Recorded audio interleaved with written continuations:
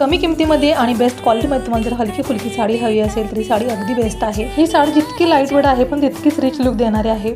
खूप सुंदर असा कलर आहे या साडीचा। यामध्ये भरपूर कलर ऑप्शन सुद्धा अवेलेबल आहे।